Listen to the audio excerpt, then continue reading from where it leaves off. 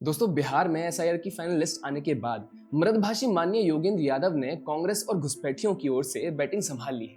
लेकिन दिक्कत यह है कि वो ऐसा करते हुए हिट विकेट हुए जा रहे हैं, क्योंकि एसआईआर का विरोध करते हुए योगेंद्र यादव ऐसी बातें कह रहे हैं जो बता रहा है कि डेमोक्रेसी के डॉक्टर होने की एक्टिंग करने वाले सलीम आका योगेंद्र यादव को चुनाव प्रक्रिया की कितनी कम समझ है।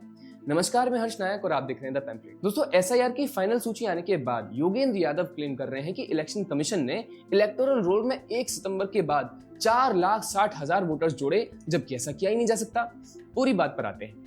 चुनाव आयोग ने 30 सितंबर को एसआईआर के बाद अपना फाइनल इलेक्टोरल रोल जारी किया, जिसमें पहले से काटे गए 65 लाख नामों के अलावा एडिशनल 3.66 लाख नाम काटे गए और 21.53 लाख नाम जोड़े गए हैं।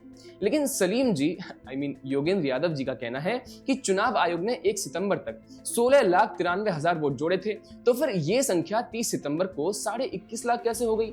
इसका जवाब तो एकदम सिंपल है कि 1 सितंबर के बाद भी लोगों ने अपना नाम वोटर लिस्ट में जोड़ने का एप्लीकेशन दिया होगा। लेकिन सलीम का कहना है कि ऐसा हो ही नहीं सकता, 1 सितंबर के बाद नाम नहीं जोड़े जा सकते। पर यह बात ही पूरी तरह से झूठ है, यानी फेक न्यूज है। ऐसा नहीं है कि 1 सितंबर की कोई cut off date election commission ने तय की थी। 1 सितंबर का डेट केवल ऑब्जेक्शन दर्ज कराने के लिए था। नई वोटर कार्ड बनाने के लिए कोई लास्ट डेट नहीं थी। आज भी नए नाम जोड़े जा सकते हैं, लेकिन खुद को एक्सपर्ट बताने वाले और हर डाटा में जबरदस्ती डिस्क्रिपेंसीज खोजकर उसमें अपना प्रोपेगेंडा डालने वाले सलीम यादव को ये लगता है कि वोटर कार्ड सिर्फ स्पेशल ड्राइव के दौरान बनते हैं, जबकि जिस डॉक्यूमेंट को क्रॉप करके की गई ट्वीट को सलीम यादव ने कोट किया है, उसी के नीचे लिखा है कि हर विधानसभा में कैंडिडेट के नॉमिनेशन के 10 दिन पहले तक वोटर कार्ड बनवाया जा सकता है। अब या तो मृदभाषी माननीय सलीम यादव सच में इतनी कम जानकारी रखते हैं या फिर जानबूझकर सच को ओवरलुक करते हैं।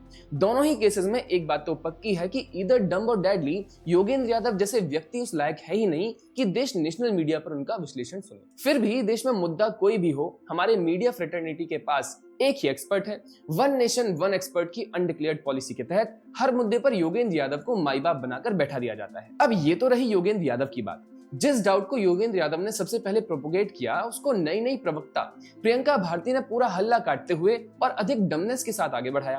प्रियंका भारती ने कहा कि जब बिहार की एडल्ट पॉपुलेशन 8.18 करोड़ है, तो वोटर केवल 7.42 करोड़ कैसे हो सकते हैं? पता नहीं कि किस सोकॉल्ड सामंती ने प्रियंका जी की बुद्धि ब्लॉक कर रखी है कि उनको ये समझ में नहीं आ रहा कि बिहार में रहने वाला हर एडल्ट अगर एलिजिबल वोटर होता तो फिर एसआईआर की जरूरत ही क्या थी।